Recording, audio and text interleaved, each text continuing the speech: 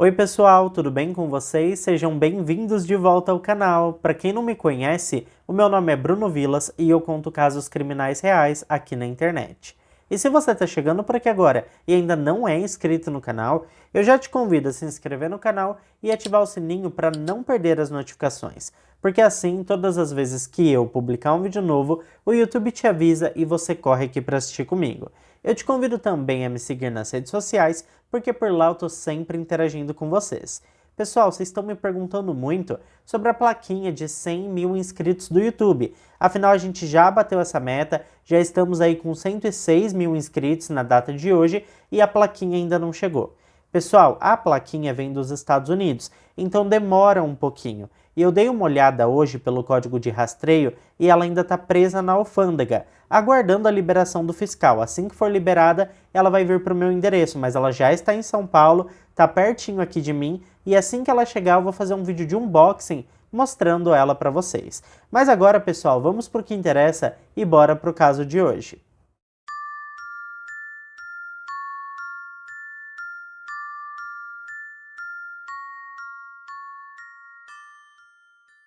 Bianca Michelle Devins nasceu no dia 2 de outubro de 2001, na cidade de Utica, que fica no estado americano de Nova York. A mãe da Bianca, a Kim Devins, ficou grávida quando tinha apenas 17 anos de idade, e como era de família católica e bem conservadora, a jovem ficou apavorada, mas feliz ao mesmo tempo porque o seu sonho era ser mãe. Alguns anos depois, ela teve uma outra filha que recebeu o nome de Olivia. Não se tem muitas informações sobre o pai das meninas, mas o que se sabe é que ele era extremamente abusivo com a Kim.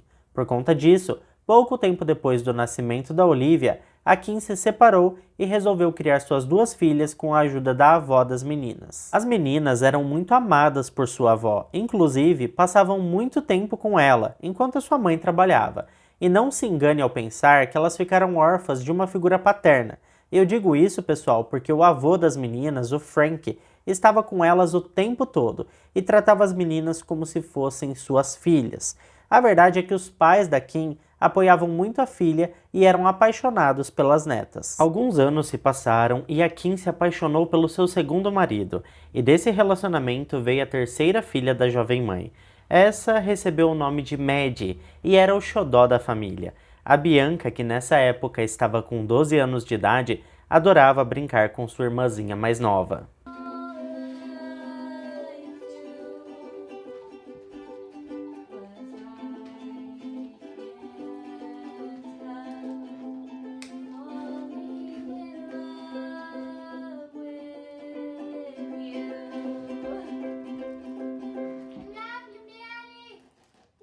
A Bianca, pessoal, sempre foi muito apegada à sua mãe e, como filha mais velha, ajudava sua mãe com todos os afazeres de casa.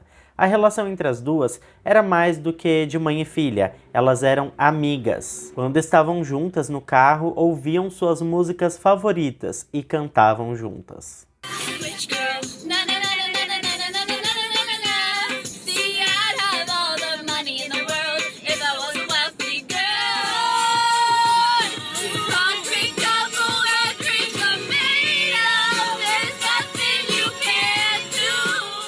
Ainda falando sobre a Bianca, pessoal, ela sempre foi uma aluna muito popular no colégio, ela era uma garota exemplar, tirava ótimas notas e ainda ajudou a sua irmã do meio, a Olivia, a aprender a ler e escrever. Durante a sua pré-adolescência, por volta dos 12 a 13 anos de idade, algo mudou na Bianca. Ela passou a ser uma garota triste, começou a ter problemas de concentração, seu desempenho escolar não era mais o mesmo e nem a sua popularidade. Bom, nós que somos mais velhos, sabemos que passar por essa fase de pré-adolescência não é nada fácil, né? É uma explosão de sentimentos, hormônios e frustrações.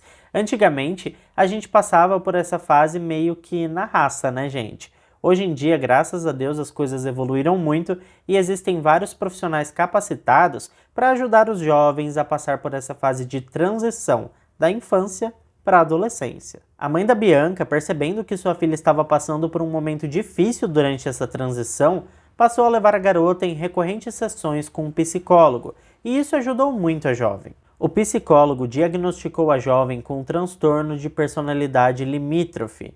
Para quem não sabe, os sintomas desse transtorno se consistem em instabilidade emocional, sensação de inutilidade, insegurança, impulsividade e relações sociais prejudicadas. O profissional explicou para Bianca que o diagnóstico dela era muito comum na pré-adolescência e que as terapias ajudariam ela a se sentir melhor. Por mais que a terapia realmente estivesse ajudando a Bianca a se sentir melhor, ainda assim a sua mãe relatou que não via mais o brilho nos olhos que a sua filha tinha quando era mais nova. De qualquer forma, uma coisa que passou a confortar muito a Bianca foi a internet.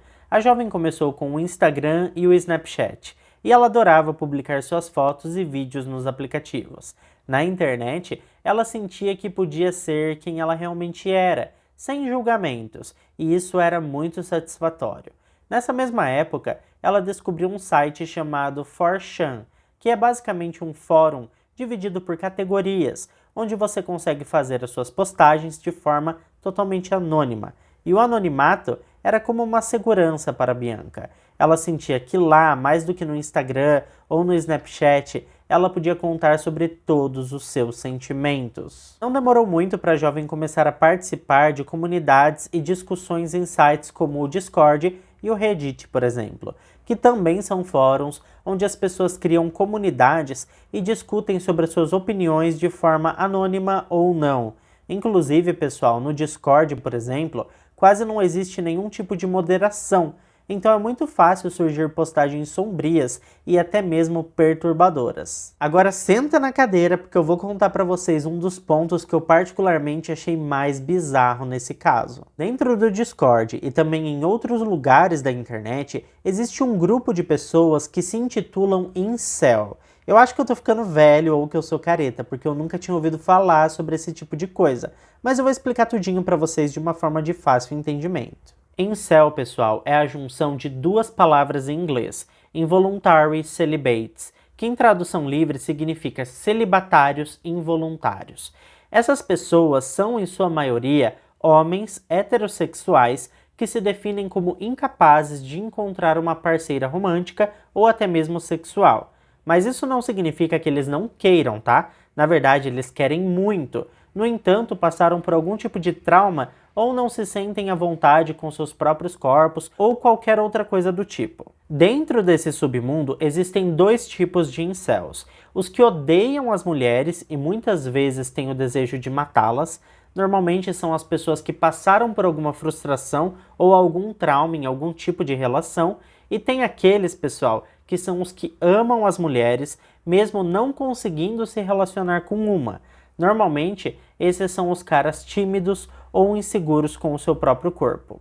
Esse segundo tipo de incel criou um termo um pouco estranho, que é o de orbitar mulheres. Eu já vou explicar para vocês daqui a pouco o que isso significa. Mas o fato é que existem essas pessoas e a Bianca conheceu esse mundo dos incels. Nessa época ela tinha por volta de 16 anos de idade. Como ela era uma garota muito bonita, as suas postagens e fotos nas comunidades viralizavam muito rápido, e muito desse público migrava para o Instagram da jovem para acompanhar a sua vida e ficar admirando a sua beleza. Inclusive, pessoal, esse que é o significado do termo orbitar.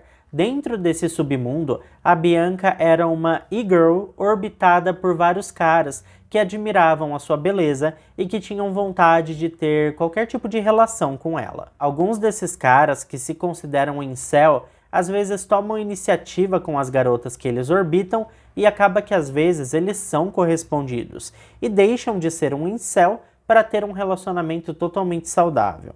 E foi desse jeito que a Bianca conheceu um jovem chamado Brandon Andrew Clark. Nessa época, pessoal, a Bianca tinha 17 anos e o Brandon 21 anos de idade. Ele era um rapaz tímido, também diagnosticado com transtorno de personalidade limítrofe e trabalhava como Uber para pagar as suas contas. O Brandon, pessoal, se sentiu à vontade para tentar uma chance com a Bianca, e como eles partilhavam do mesmo diagnóstico e também dos mesmos pensamentos sobre a vida, ela resolveu dar uma chance para o Brandon e se encontrar com ele pessoalmente. Uma coisa importante que eu preciso lembrar vocês é que o Brandon se considerava um incel, então ele se considerava incapaz de ter um relacionamento, embora quisesse muito ter um. Por conta disso, quando a Bianca aceitou o convite para um encontro, ele ficou muito feliz. Na cabeça do jovem, finalmente ele conseguiria ter um relacionamento saudável com uma garota linda e super cobiçada entre toda a comunidade incel. Afinal, a Bianca era orbitada por vários rapazes, como o Brandon, e ele era quem tinha tirado a sorte grande de sair com ela. Aconteceram 3 encontros entre os dois antes de finalmente rolar algo mais quente. Foi a primeira vez para os dois, ou seja, eles perderam a virgindade um com o outro.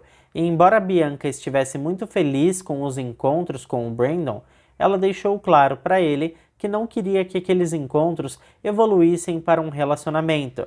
Para ela estava bom do jeito que estava e ela não queria estragar aquilo que eles tinham, até porque ela se considerava muito jovem para se amarrar a alguém. Ela queria ter outros encontros com outros caras, e embora os desejos do Brandon fossem totalmente diferentes dos dela, afinal ele queria um relacionamento sério, principalmente porque era a primeira vez que ele tinha tido coragem de se relacionar com uma garota, ele acabou aceitando as condições da Bianca e os dois continuaram tendo encontros casuais. A Bianca era muito confidente com a sua mãe e como ela tinha tido a sua primeira vez, ela contou para Kim e disse que estava muito feliz, que o Brandon era muito legal e que ela achava que futuramente os dois poderiam ficar juntos. A Kim não gostou muito da ideia de saber que sua filha estava com um rapaz mais velho. Porém, ela disse que o brilho dos olhos da Bianca tinham voltado e ela não via sua filha tão feliz há muito tempo, então acabou apoiando as escolhas da sua filha, mas disse que queria conhecer o Brandon o quanto antes.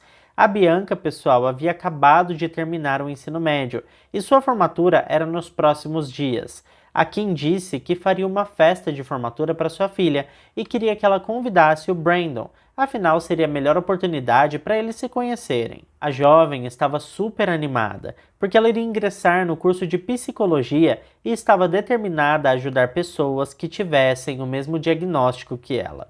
Ela também estava super feliz com a festa de formatura que a sua mãe iria fazer e estava empolgada em convidar o Brandon. Embora para Bianca ela estivesse convidando ele apenas com um amigo que sua mãe queria conhecer, para o Brandon aquela era como uma festa de matrimônio.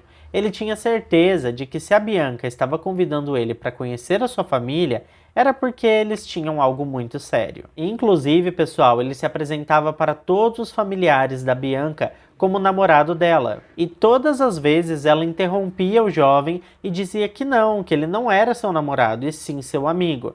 Mas ele parecia nem escutar e continuava se referindo a si mesmo como namorado da dona da festa. Eu nem preciso dizer para vocês o quanto isso chateou a Bianca e criou um abismo entre os dois, não é mesmo? Bom, depois disso as coisas deram uma esfriada entre os dois, e a Bianca voltou a dar atenção para outros incels que orbitavam ela nos grupos da internet. O Brandon, por outro lado, não iria desistir tão fácil e levava flores quase todos os dias para a jovem. Alguns dias se passaram e a Bianca ficou sabendo que aconteceria em Nova York o show de uma cantora que ela gostava muito. Nicole Dollaganger faria um show a céu aberto no bairro Queens, em Nova York.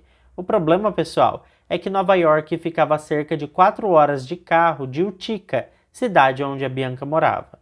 Bom, o Brandon soube que a jovem queria ir para o show e propôs que eles fossem juntos. Afinal de contas, ele tinha um carro e poderia dirigir para Nova York sem problemas. A Bianca pensou que seria bem desconfortável ficar 4 horas no carro com o Brandon na ida e mais 4 horas na volta, mas ela queria muito ir nesse show, então acabou aceitando o convite, mas deixou claro para ele que eles eram apenas amigos e nada mais além disso. Inclusive porque o Brandon não sabia, mas a Bianca já estava conversando com outro carinha do grupo de incels chamado Alex, e ela havia combinado de se encontrar com ele no show da Nicole. O show aconteceria no dia 13 de julho de 2019, então por volta do meio-dia daquele mesmo dia, a Bianca se despediu da sua mãe e das suas irmãs e partiu juntamente do Brandon destino a Nova York. O caminho para o show foi até divertido, eles conversaram bastante e a relação entre os dois estava bem. Eles chegaram em Nova York por volta das 16 horas e o show começaria apenas às 19, então eles aproveitaram para comer alguma coisa e passear um pouco pela cidade. Por volta da meia-noite, era hora de voltar para casa. Seriam 4 longas horas na estrada, então eles chegariam em casa por volta das 4 da manhã. Diferentemente de quando eles estavam indo para Nova York, agora na volta para Utica, a Bianca percebeu que o Brandon estava muito calado, e embora pudesse ser só o cansaço, ela acreditava que talvez ele tenha visto o momento que ela beijou o Alex no show. Inclusive, ela chegou a mandar uma mensagem para ele dizendo que acreditava que o Brandon tinha visto os dois se beijando e ficou bem chateado. Bom, como o silêncio pairava dentro daquele veículo, a Bianca disse que estava muito cansada e queria deitar no banco de trás. Ela pediu para que o Brandon acordasse ela quando eles chegassem, só que o Brandon tinha outros planos. Por volta das 13h30 da manhã, quando estava quase chegando em Utica, ele saiu da estrada e parou em uma área deserta.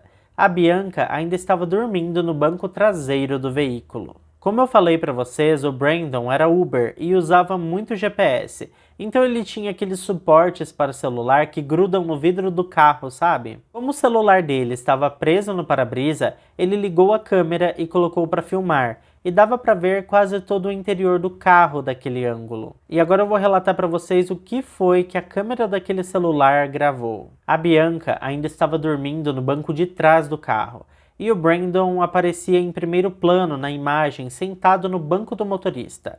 É possível ver enquanto ele pega algo embaixo do banco, e logo ele mostra para a câmera. Se trata de uma faca, que tem cerca de 20 centímetros. Ele segue mostrando a faca por um tempo para a câmera e em seguida coloca o objeto no assoalho da fileira do banco traseiro. Ele atravessa entre os bancos dianteiros do veículo e acorda a Bianca. Ela pergunta se eles já chegaram, e ele diz que não. Ele continua dizendo que viu ela beijando outro cara no show. A Bianca se desculpa e diz que não queria magoar ele. O Brandon rebate, questionando se ela acha que pedir desculpas é realmente o suficiente. A jovem lembra ele de que eles são apenas amigos e que, embora ela não queira magoá-lo, ele não pode questioná-la sobre isso. Ela termina dizendo se ele já terminou o showzinho e se pode levá-la para casa ou se prefere que ela chame um Uber. Nesse momento, Brandon fica calado por alguns segundos e em seguida ele se abaixa e pega a faca que estava no assoalho do veículo e desfere um golpe bem no pescoço da Bianca. Ela ainda tentou abrir a porta e correr do veículo, mas assim que a porta se abre, a jovem cai já sem vida ao chão. Em seguida, o Brandon arrasta a Bianca para longe do carro e a cobre com um pano verde. Ele volta para o carro, pega uma lata de tinta spray e uma caixa de som portátil daquelas Bluetooth. Na caixa de som, ele coloca para tocar uma música chamada Test Drive, do cantor Joji. A letra da música dizia: "Estou procurando uma longa viagem e ela só quer um test drive. Eu não gosto quando você me provoca. Vejo você na próxima vida." A lata de spray ele utilizou para escrever no chão a frase "May you never forget me", que em tradução livre significa "que você nunca me esqueça". Uma coisa que eu ainda não disse para vocês é que enquanto ele fazia tudo isso, ele postava tudo em suas redes sociais. Inclusive, ele postou uma foto da Bianca já sem vida em todos os fóruns que eles participavam. E escreveu na legenda: "Agora vocês procurem outra garota para orbitar, a Bianca já era." No seu Snapchat, ele postou uma foto de sua mão suja de sangue, com a legenda: "Me desculpe, Bianca." Ele também postou uma sequência de stories bizarros em seu Instagram. Isso fez com que uma enxurrada de chamadas para a polícia fossem feitas, todas relatando sobre as fotos que o Brandon havia postado nas redes sociais e também nos fóruns que ele participava. Não demorou muito para a polícia receber uma ligação do próprio Brandon. A ligação foi bem curta e ele praticamente disse que tudo aquilo era verdade, que ele havia tirado a vida da Bianca e que agora iria tirar a sua própria vida. As autoridades precisavam trabalhar rápido para localizar a origem da ligação e também verificar a autenticidade daquelas fotos do corpo da Bianca, porque já tinha acontecido casos parecidos antes e tudo não passava de um trote. Então, enquanto uma equipe localizava a origem da chamada do Brandon, outra equipe foi designada até a casa da Bianca Devins para verificar se ela estava bem. Quando eles chegaram na casa dos Devins, a mãe da Bianca, a Kim, foi quem atendeu a porta. Os policiais perguntaram a ela se sua filha Bianca estava bem. Ela disse que sim, que ela tinha ido em um show com um amigo, mas que provavelmente ela já estava em sua cama dormindo. Os policiais pediram para que ela conferisse se sua filha estava realmente na cama.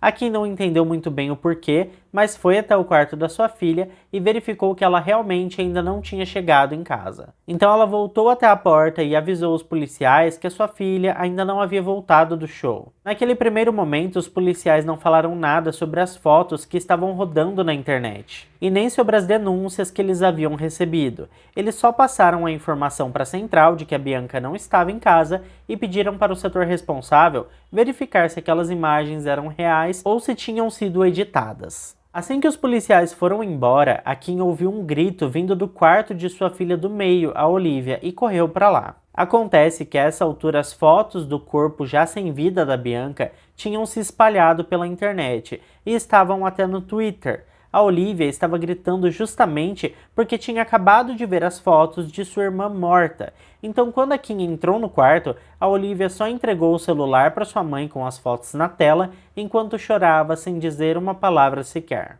As duas se abraçaram e confortaram uma a outra enquanto choravam freneticamente. Nessa altura, a polícia já tinha descoberto a localização de onde foi feita a chamada do Brandon para a delegacia e encaminharam algumas viaturas para o local. Os policiais acreditavam que encontrariam o garoto já sem vida por conta do que ele tinha falado na ligação que tinha feito para a polícia.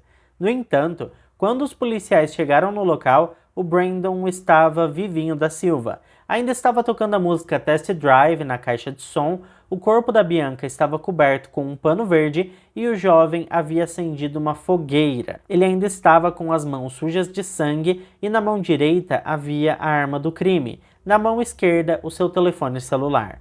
Assim que o Brandon percebeu que os policiais estavam se aproximando, ele rapidamente desferiu um golpe em sua própria garganta e caiu em cima do corpo da Bianca. Como ele estava com o celular na mão, ele ainda conseguiu fazer um story com uma selfie e uma legenda escrito Shades to Shade, que em tradução livre seria algo como cinzas sobre cinzas.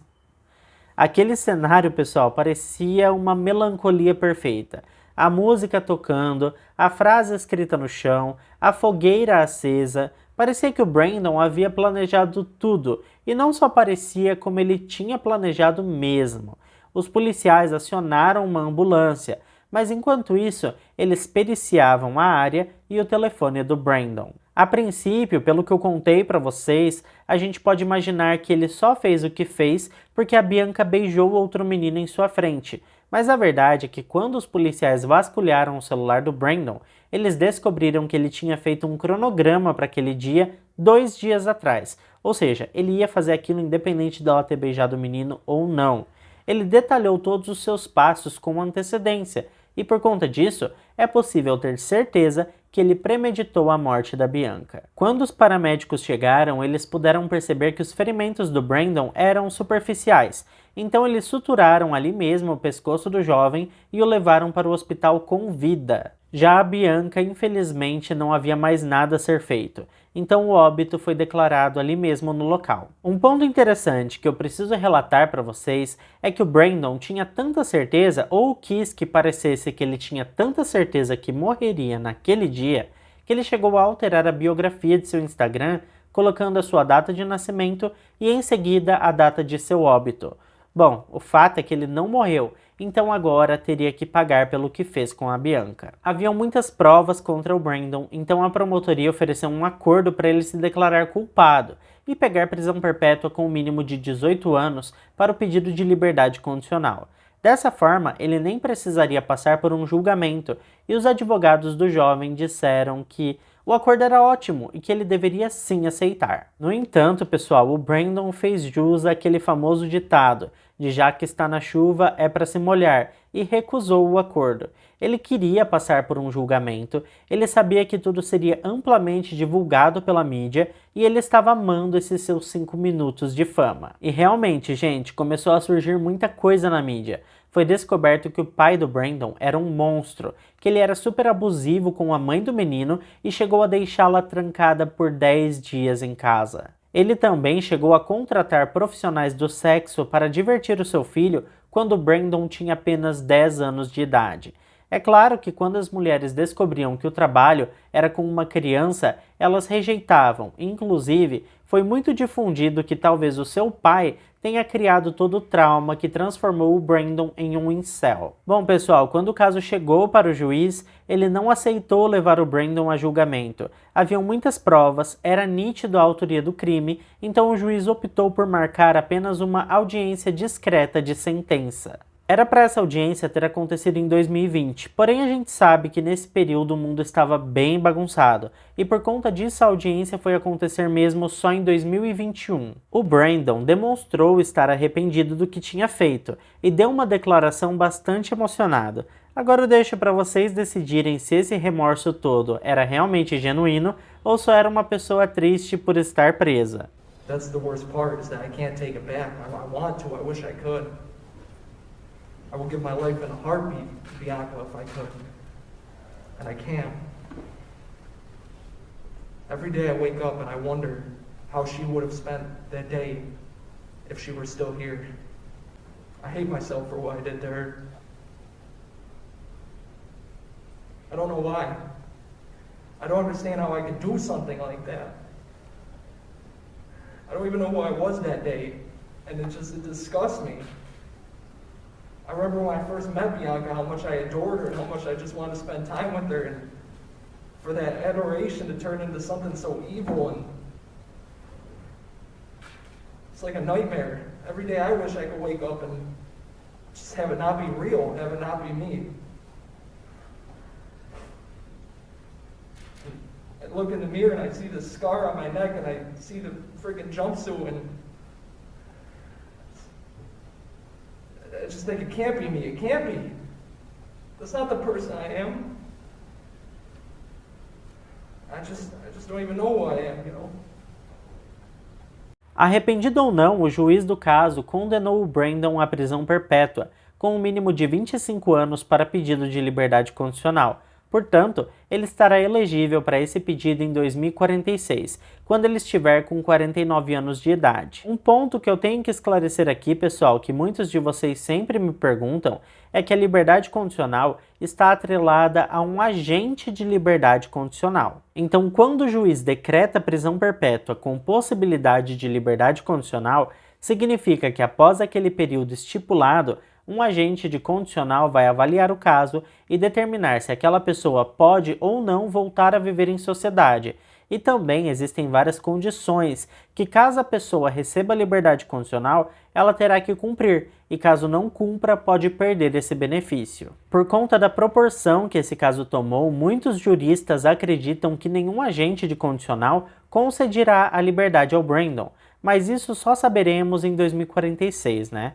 A família da Bianca, pessoal, entrou com uma petição para a criação de uma lei chamada Lei de Bianca. Essa lei criminaliza a postagem de fotos de vítimas de crime com o intuito de desmoralizar a mesma. A lei foi aprovada agora em janeiro de 2022 e também obriga as redes sociais a serem mais responsáveis com o que circula em suas plataformas. A gente sabe o tamanho da internet hoje em dia e sabe que quando uma coisa cai na rede, é muito difícil de tirar, e por isso, inclusive, ainda existem várias fotos da Bianca circulando pela internet. Fotos essas que eu acabei vendo enquanto eu fazia as minhas pesquisas, mas eu não recomendo que você veja, porque é muito feio.